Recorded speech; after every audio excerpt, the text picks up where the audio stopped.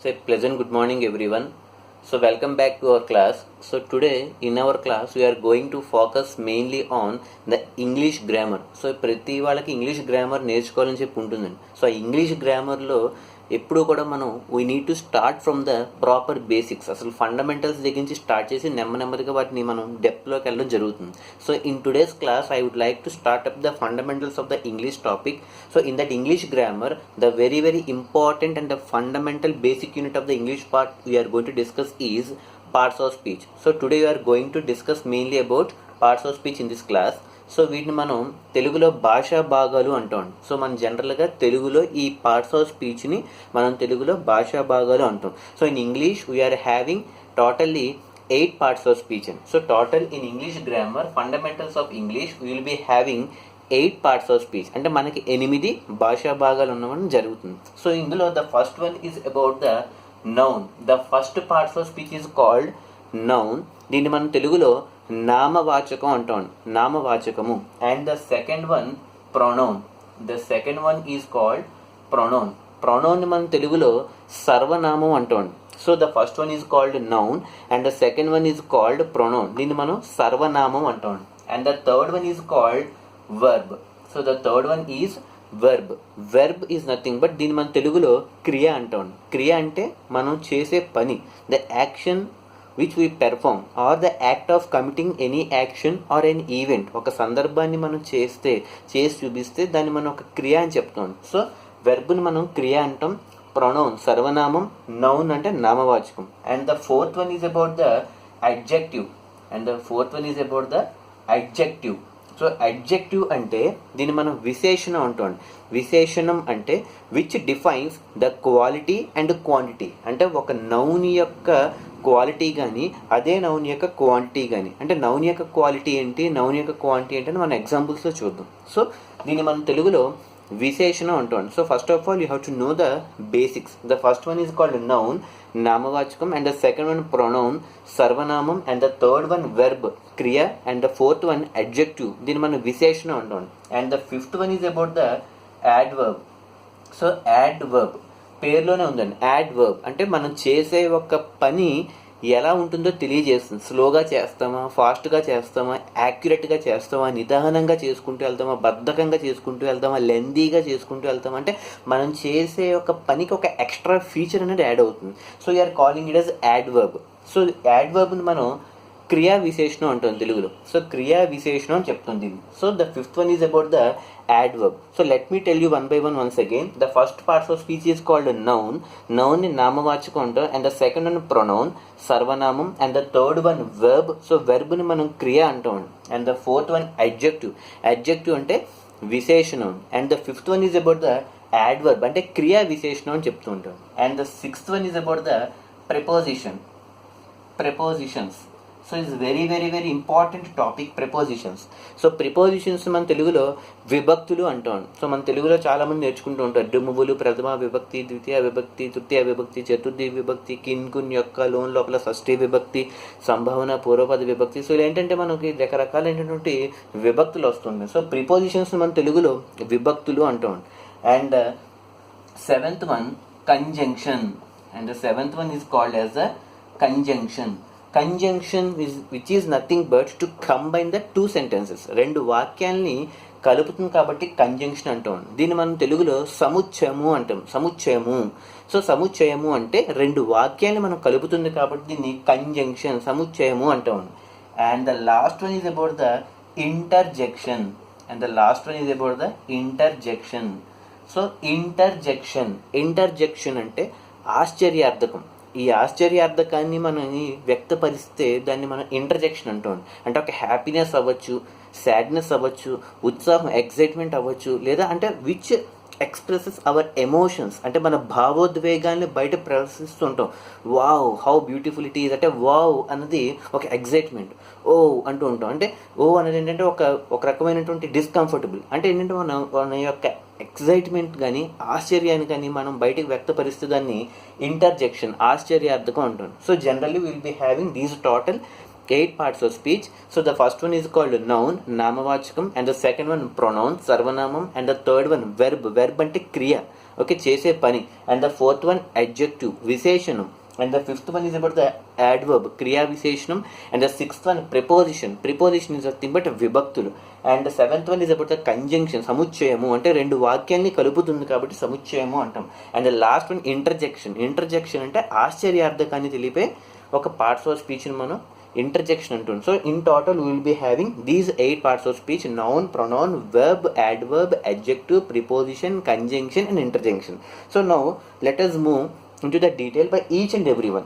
Okay, so in this one, the first topic we are going to discuss about the noun. So generally noun ante in today's class we shall concentrate only on the basics, so not even going into the depth ki appade oddan, only basics you have to learn. So noun ante which defines a particular name, oka peruto oka vastuvunu gaani, oka nagaranni gaani, oka nadini gaani, oka vyaktini gaani, oka item nu gaani మనం సూచిస్తే దాన్ని మనం noun అంటాం. అంటే ఒక particularly we are giving a particular name. Okay, ఇది Hyderabad. So Hyderabad అని ఒక పర్టికులర్ పేరు చెప్తున్నాం. ఇతని పేరు రాజు, రవో, విష్ణువో, కుమారో, శరత్తుదో పేరు చెప్తుంటే we're defining a particular person with a proper name. That wise it is called as a noun. So నామవాచకము అంటే నామము అంటే పర్టికులర్ ఒక పేరుతో మనం డిఫైన్ చేస్తున్నాం. అక్కడ మౌంటైన్స్ ఉన్నాయి, ఆ మౌంటైన్స్ పేరు హిమాలయాస్. అంటే మౌంటైన్స్ అనేది కూడా నౌనే, కాకపోతే పర్టికులర్గా ఏం చెప్తున్నాం, హిమాలయ మౌంటైన్స్ అని చెప్తున్నాం.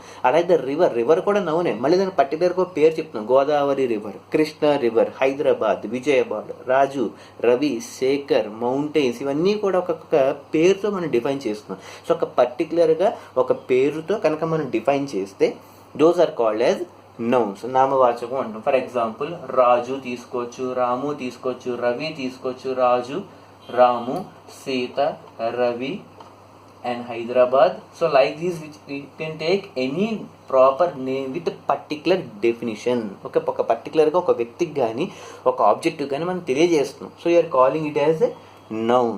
సో ఇందులో కూడా మళ్ళీ టైప్స్ ఉంటాయి. సో ఈ టైప్స్ ఏంటి, డెప్త్ అని మళ్ళీ నెక్స్ట్ క్లాస్కి వెళ్తున్న కొద్దీ చూద్దాం. ప్రాపర్ నౌన్ అంటాం, మెటీరియల్ నౌన్ అంటాం, కలెక్టివ్ నౌన్ అంటాం, యాబ్స్ట్రాక్ట్ నౌన్ అంటాం, కాంక్రీట్ నౌన్స్ అంటాం.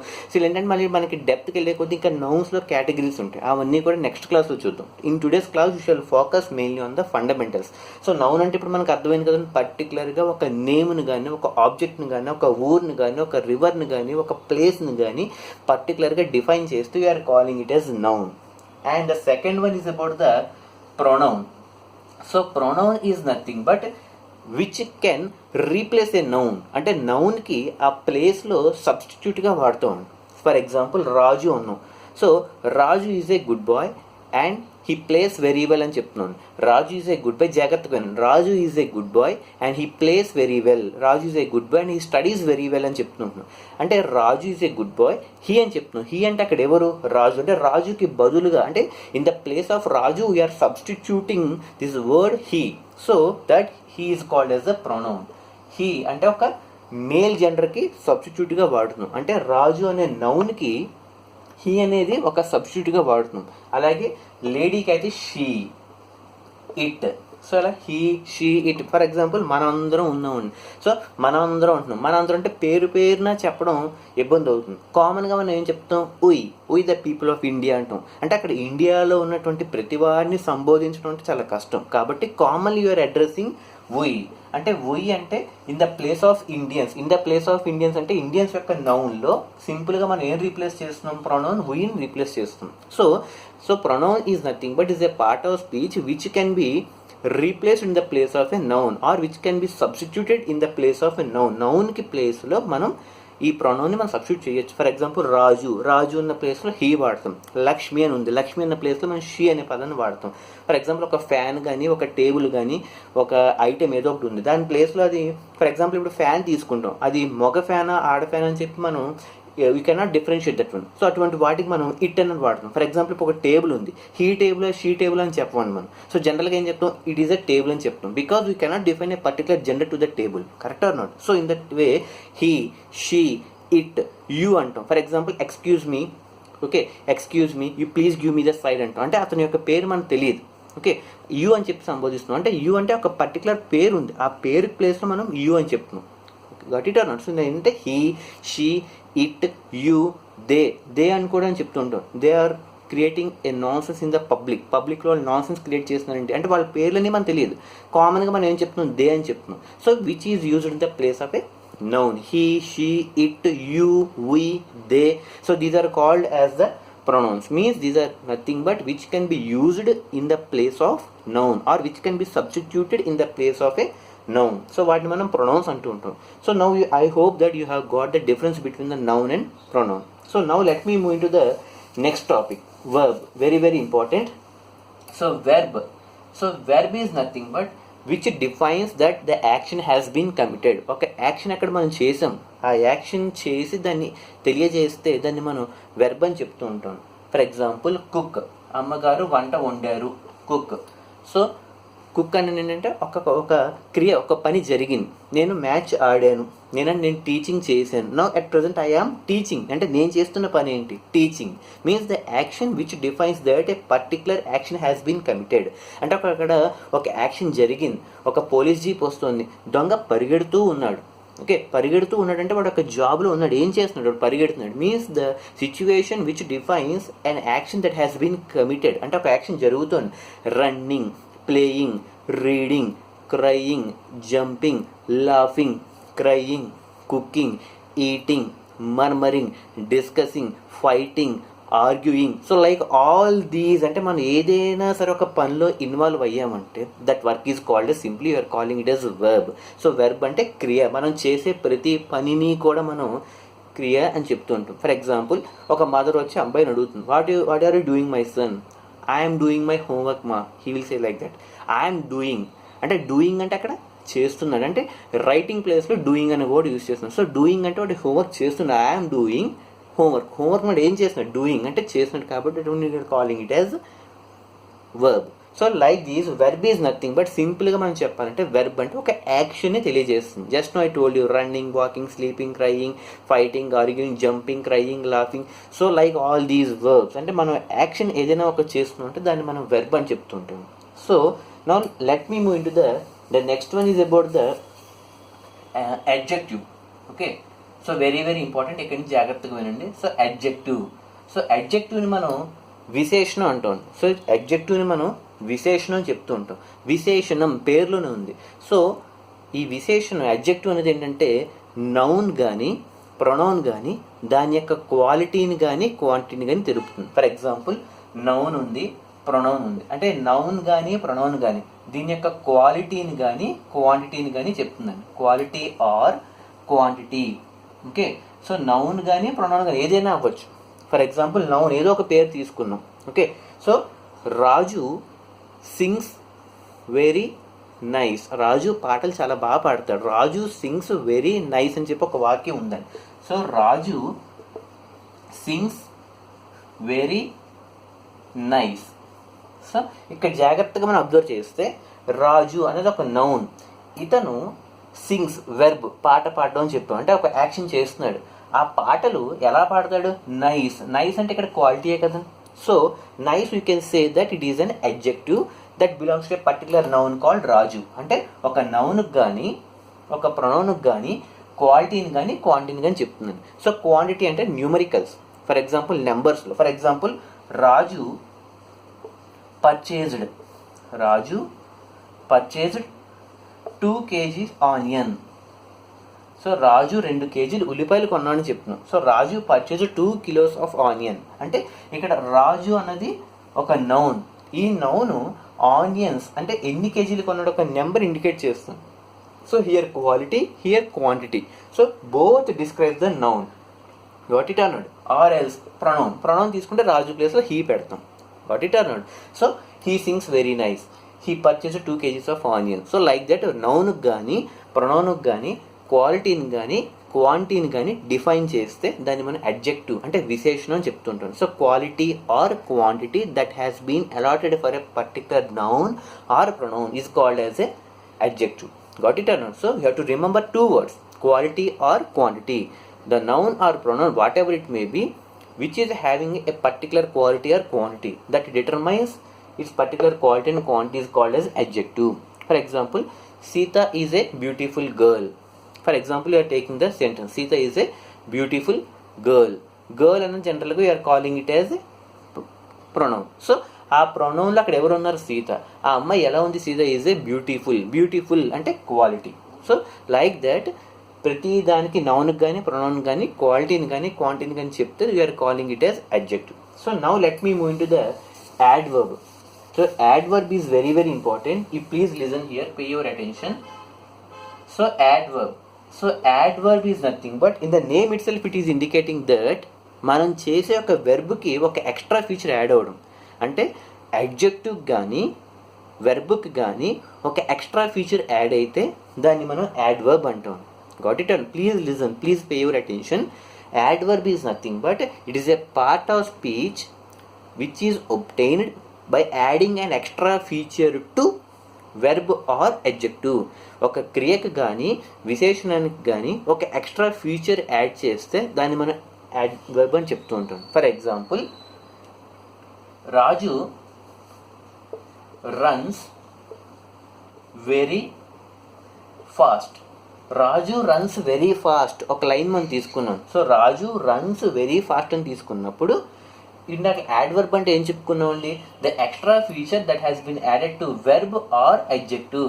ఒక వెర్బ్కి కానీ అడ్జెక్టివ్కి కానీ ఒక ఎక్స్ట్రా ఫీచర్ యాడ్ అయితే, ఫర్ ఎగ్జాంపుల్ ఇప్పుడు చూడండి, రాజు అన్నది ఒక నౌన్, ఇందులో వెర్బ్ ఏది? రన్స్ అన్నది ఒక వెర్బ్, అవునా కదా? So Raju runs very fast అని చెప్తున్నాం. ఫాస్ట్ అంటే అతని యొక్క క్వాలిటీ ఎలా పరిగెడతాడు? క్వాలిటీ అంటే again I told you that quality is nothing but adjective. Got it or not? So Raju runs very fast అని చెప్తున్నాం. సో ఇందులో వెర్బ్ అడ్జెక్టివ్, ఈ వెర్బ్కి కానీ అడ్జెక్టివ్ కానీ ఏం యాడ్ అయింది? వెరీ అన్న పదం యాడ్ అయింది. So you can say that very is nothing but adverb. Got it or not? So ఒక అడ్జెక్టివ్కి అంటే ఇక్కడ ఫాస్ట్ అనే ఒక అడ్జెక్టివ్కి ఏం యాడ్ అయింది? వెరీ అనేది యాడ్ అయింది. ఈ వెరీ అన్నది దేనికి సంబంధించింది? పరిగెత్తడానికి సంబంధించింది. కాబట్టి ఒక వెర్బ్కి కానీ ఒక అడ్జెక్టివ్కి కానీ ఒక ఎక్స్ట్రా ఫీచర్ యాడ్ అయితే we're calling it as adverb. Got it or not? And one more example I am telling you. Okay, Kishore, let me do the second example. Kishore drives his vehicle carefully. His vehicle carefully. So here Kishore drives his vehicle carefully అని ఉందండి. Kishore drives his vehicle carefully అంటే Kishore drives అంటే verb ఇది. Okay, care అంటే ఇక్కడ వరకు జాగ్రత్తగా observe చేస్తే కేర్ అంటే జాగ్రత్తగా. ఈ జాగ్రత్తగా అన్నది ఒక క్వాలిటీ. ఎవరిది? కిషోర్ యొక్క క్వాలిటీ. అంటే కేర్ అన్నది ఇక్కడ adjective. Kishore drives his vehicle, care వరకు మనకు అడ్జెక్టివ్. ఈ అడ్జెక్టివ్కి ఏమైంది? ఫుల్లీ యాడ్ అయింది. అంటే ఈ కేర్కి మళ్ళీ ఎక్స్ట్రాకి ఏం యాడ్ అయింది? కేర్ఫుల్లీ యాడ్ అయింది. naturally, carefully, quickly, slowly, usually, slowly, very, always, usually. So like all these are called as adverbs. అంటే ఒక adjective కి కానీ ఒక verb కి కానీ ఒక extra feature add అయితే we are calling it as that one as adverb. For example, usually I get up at 6 o'clock in the morning. Usually I get up at 6 o'clock in the morning if I say like that. అందులో usually అంటే సహజ సిద్ధంగా అంటే రోజు లేస్తాం, but usually అని పర్టికులర్గా చెప్తున్నాం. So usually will come the adverb there. For example, quickly, the teacher advised the students to move quickly. Teacher స్టూడెంట్స్ని అడ్వైజ్ ఇచ్చింది. అడ్వైజ్ ఇవ్వడం వరకు అక్కడ వెర్బ్. ఆ వెర్బ్కి ఎలా ఇచ్చింది, ఎలా ఇవ్వమని చెప్పింది? క్విక్లీ అంటే quickly. So we're calling it as adverb. But it or not? So like that ఒక వెర్బ్కి కానీ ఒక అడ్జెక్టివ్ కానీ ఒక ఎక్స్ట్రా ఫీచర్ యాడ్ అయితే we're calling it as adverb. So now let me move in to the next session, preposition. So preposition. So preposition is nothing but which defines the position of a noun or pronoun. ఒక noun కానీ ఒక pronoun కానీ దాని యొక్క position ముందుగా చెప్తే, ముందుగా అంటే దాని యొక్క పొజిషన్ చెప్తున్నాం కాబట్టి ప్రిపోజిషన్ అని చెప్తున్నాం. ఫర్ ఎగ్జాంపుల్ ఒక నౌన్ కానీ ప్రొనౌన్ కానీ ఏదైనా ఒకటి తీసుకోండి. For example cat. క్యాట్ అంటే ఒక నౌనే కదండి. ఓకే, పుస్సీ క్యాట్ ఏదో అని చెప్తూ ఉంటాం. So general you're calling it as cat. ఒక నౌన్ తీసుకున్నాం. So the cat, for example the cat is under the table. The cat is under the table. అంటే ఇందాక ఏం చెప్పుకున్నాను, ప్రిపోజిషన్ అంటే ఒక నౌన్ కానీ ప్రొనౌన్ కానీ దాని యొక్క పొజిషన్ మనం చెప్తే దాన్ని you're calling it as preposition. Now you look at the example, the cat is under the table. అంటే క్యాట్ అంటే ఒక నౌన్, దాని యొక్క పొజిషన్ ఎలా ఉంది, టేబుల్కి కింద ఉందా పైన ఉందా, టేబుల్ లోపల ఉందా, టేబుల్ కింద ఉందా, టేబుల్ పైన ఉందా, దాని యొక్క పొజిషన్ ఏం చెప్తున్నాం, అండర్ అంటే కింద ఉంది అని చెప్పి దాని యొక్క పొజిషన్ మనం చెప్తున్నాం. Got it or not? So we're calling it under as the preposition. ఈ పొజిషన్ ఎవరిది, క్యాట్ది, విత్ రెస్పెక్ట్ టు టేబుల్. అంటే ద క్యాట్ అనే ఒక నౌను ఈ టేబుల్ అనే ఆబ్జెక్ట్ యొక్క పొజిషన్ చెప్తుంది. అంటే with respect to the object ఈ నౌన్ ఎక్కడుంది, అది కింద ఉందా, పైన ఉందా, లోపల ఉందా. So like that you are calling it as the under as the preposition. For example, the river is flowing. The river is flowing between the mountains. The river is flowing between the mountains. The river is flowing between the mountains అని చెప్తున్నాను. So I have taken one more example. The river is flowing between the mountains. అంటే ఈ river అనేది ఒక noun అని చెప్పుకున్నాం, ఈ mountains అని ఒక ఆబ్జెక్ట్ అని చెప్పుకున్నాం ఫర్ ఎగ్జాంపుల్. ఓకే, ఈ రివర్ ఈ మౌంటైన్ అనే ఆబ్జెక్ట్కి ఎలా ఫ్లో అవుతుంది, బిట్వీన్ అనే పొజిషన్ ఏంటి, ఆ రివర్ కొండ పై నుంచి వెళ్తుందా, కొండల కింద నుంచి వెళ్తుందా, కొండల మధ్యలోంచి వెళ్తుందా. So we're defining that particular position. That position is called as the preposition, means which defines the position of a particular noun with respect to the object. అంటే ఒక నౌన్ కానీ ఒక ప్రొనౌన్ కానీ దాని యొక్క ఆబ్జెక్ట్ని బేస్ చేసుకుని దాని యొక్క పొజిషన్ ఎక్కడుంది, ఇన్ లోపల, అవుట్ బయట, ఆన్ మీద, ఫర్ అక్కడ, లేదా బిట్వీన్ మధ్యలోన, అరౌండ్ చుట్టుపక్కల, లేదా అండర్ కింద, ఎబో పైన. సో లైక్ ఆల్ దీస్ పొజిషన్స్ని మనం we're calling it as prepositions. Got it or not? So I hope this one is clear for you, and let me move to the next one. The next one is the conjunction. Okay, conjunction is nothing but, సముచ్చయము అంట ఉందని తెలుగులో. So conjunction is nothing but which combines the two sentences. So I'm telling you about the conjunction. So conjunction is nothing but the two sentences can be combined or conjugated by using the parts of speech called conjunction. So conjunction based చేసుకుని ఒక రెండు సెంటెన్స్ని కలుపుతాం. For example, Raju went to market. Raju went to market ఒక statement అని. So Raju went to market, Raju purchased vegetables. Raju went to market, Raju purchased vegetables. So ఇప్పుడు ఈ రెండు సెంటెన్స్ని కంజెక్ట్ చేయాలి. అంటే కంజంక్షన్ అంటే మనం కలపాలి. ఇక్కడ మనం ఈ రెండింటిని ఎలా కలుపుతాం, ఒకటి మార్కెట్కి వెళ్ళాడు, ద ఫస్ట్ వన్ మార్కెట్కి వెళ్ళి ఏం చేశాడు, కాయగూరలు కొన్నాడు. ఈ రెండింటిని రాజు మార్కెట్కి వెళ్ళి కాయగూరలు కొన్నాడు. So Raju went to market and అంటే ఈ ప్లేస్లో అండ్ పర్చేజ్డ్ వెజిటేబుల్స్. ఈ అండ్ అనేది అక్కడ conjunction. Got it or not? అంటే రెండు వాక్యాల్ని కరెక్ట్ మీనింగ్తో కలుపుతుంది. So Raju went to market and full stop తీసేసి రెండు సెంటెన్స్ని జాయిన్ చేస్తాం, and purchased vegetables. So and we can calling it as the conjunction. And the second one but ఉపయోగించి చూద్దాం. So రాజు worked hard ఈ statement one. Raju failed in exam. Raju worked hard, Raju failed in exam. Raju బాగా కష్టపడ్డాడు, but అంటే అయినప్పటికీ ఎగ్జామ్లో fail అయ్యాడు. ఇప్పుడు ఈ రెండు సెంటెన్స్ మళ్ళీ ఎలా కలుపుతాం, రాజు వర్క్డ్ హార్డ్ ఈ ప్లేస్లో మళ్ళీ ఇప్పుడు ఏం పెడతాం, బట్ పెట్టాలండి, అండ్ పెట్టకూడదు. రాజు వర్క్ బాగా చేశాడు, అయినప్పటికీ అంటే బట్ అయినప్పటికీ ఎగ్జామ్ ఏమయ్యాడు, ఫెయిల్ అయ్యాడు. So and but now got difference or not? And అంటే రెండు సెంటెన్స్లు కూడా పాజిటివ్గా కంటిన్యూ అవుతాయి, అప్పుడు మనం ఎండ్ వాడతాం. బట్ ఎప్పుడు వాడతాం, ఒక సెంటెన్స్ పాజిటివ్గా ఉంది, ఇంకో సెంటెన్స్ నెగిటివ్గా ఉంది. అంటే ఒక వ్యక్తి బాగా కష్టపడ్డాడు, ఫస్ట్ సెంటెన్స్ ఈజ్ పాజిటివ్, ఎగ్జామ్లో ఫెయిల్ అయ్యాడు, సెకండ్ సెంటెన్స్ నెగిటివ్, అక్కడ మనం బట్ వాడాలి. అలా కాకుండా రెండు పాజిటివ్గానే వస్తాయి. అంటే వర్క్ హార్డ్ చేశాడు, సక్సెస్ గెయిన్ చేశాడు. Raju worked hard and gained success అని చెప్తాం. అంటే రెండు స్టేట్మెంట్స్ పాజిటివ్గా ఉంటే అండ్, ఒక స్టేట్మెంట్ పాజిటివ్గా ఉండి రెండో స్టేట్మెంట్ నెగిటివ్గా ఉంటే but. Got it or not? So this about the conjunction.